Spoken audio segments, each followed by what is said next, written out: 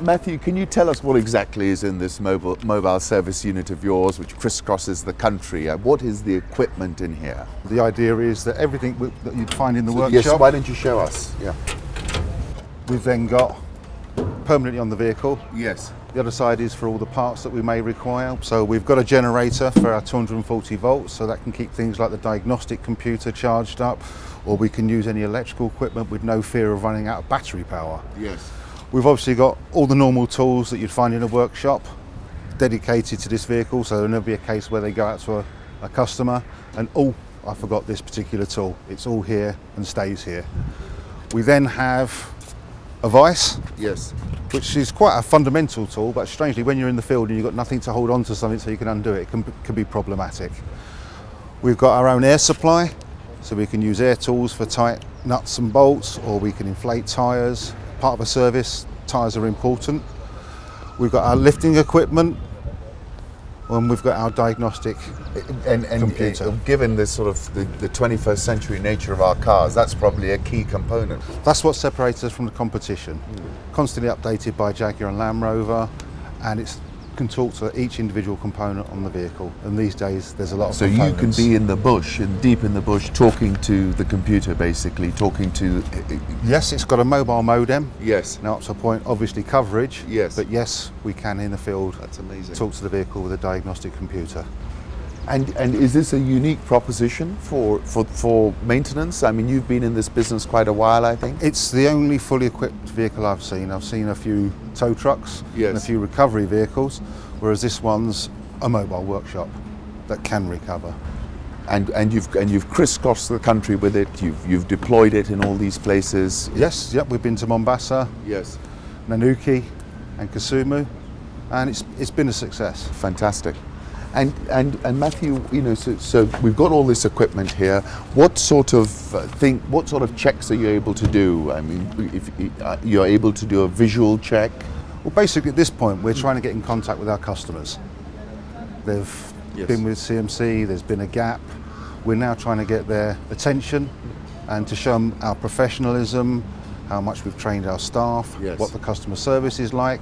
So the first thing we're doing is we're going out to Mombasa and we're carrying out what we call visual health checks. Yes, what's a visual health check? It's the equivalent of what we call a safari check in Kenya. Yes, so, safari check. Okay, yes. What's a safari check then? Well, make sure the vehicle's safe, make sure your lights are working, make sure your wheels and tyres, brakes, suspension. It's a safety related thing that also covers things like body work. Again, we would look on the vehicle with a diagnostic computer, make sure there's no errors or faults that could cause people a problem moving forward. And Matthew, you know, my experience previously was not a great one of my cars being maintained. Is this really a sort of best of breed product? Is this something that people can really rely on? You know, those who are buying these very expensive cars, they can really rely on Matthew Hennessy to fix their cars? Most definitely. Yeah. We're only using experienced technicians on the mobile unit because they've got to work independently. Most of our technicians now have done at least, well, the top guys have done like 6 weeks in South Africa with Jaguar and Land Rover, getting their training up. They're up to level 3, which means they're progressing extremely fast. Since we've taken over at RMA, the training has been a major point, so they can cope with anything in the field, and the tools enable them to carry out those tasks. Fantastic. So if somebody decides that, you know, how will they know where you are?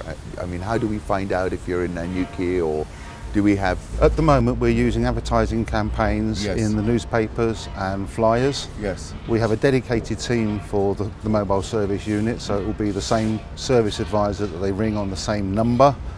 We've also got a dedicated mobile number, so should we have something in the field and the customer ends up with that number, it's manned when they come back to Nairobi as well. The other functions, you do some routine servicing, isn't that right? Yes, indeed. That's actually one of the most critical ones for our customers.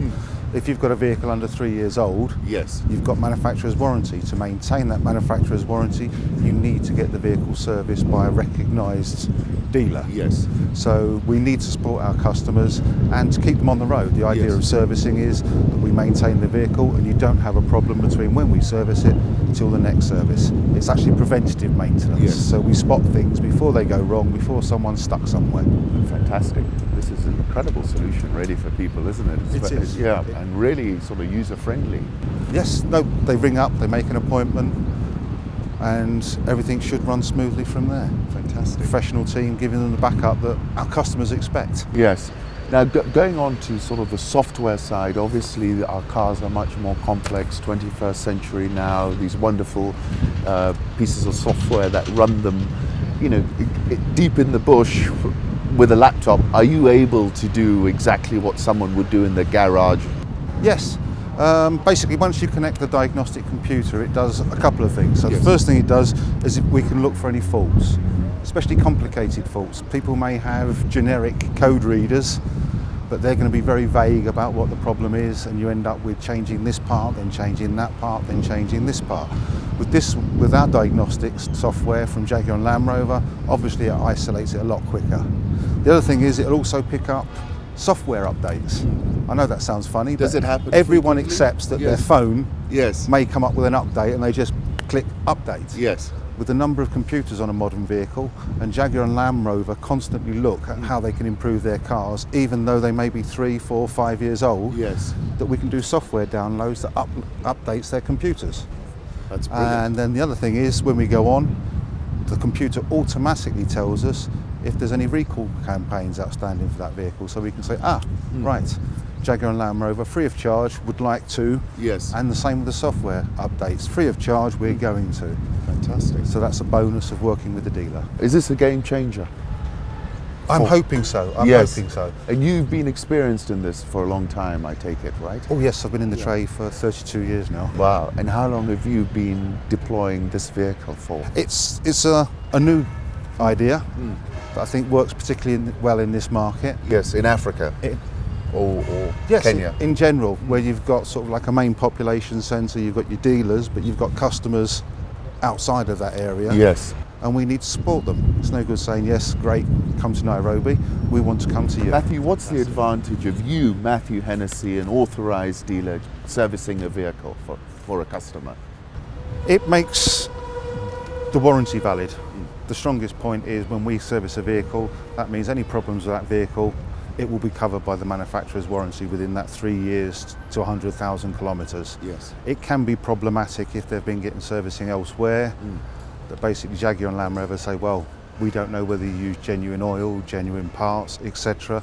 And it can have a strong impact on the customer, that he gets a fault that maybe he feels should be covered by a warranty, but then we have to say, I'm very sorry, we've got no service history, we don't know that you've looked after the vehicle, and it can be problematic. So basically anybody with a Jaguar or Land Rover should have you on speed dial. Definitely at least once to 6 months. Yes. Every 6 months they should come and see us, get their vehicle serviced, keep the vehicle in tip-top condition, prevent hopefully any future problems, as we've got the professional people that look at the vehicle not only for today, Yes.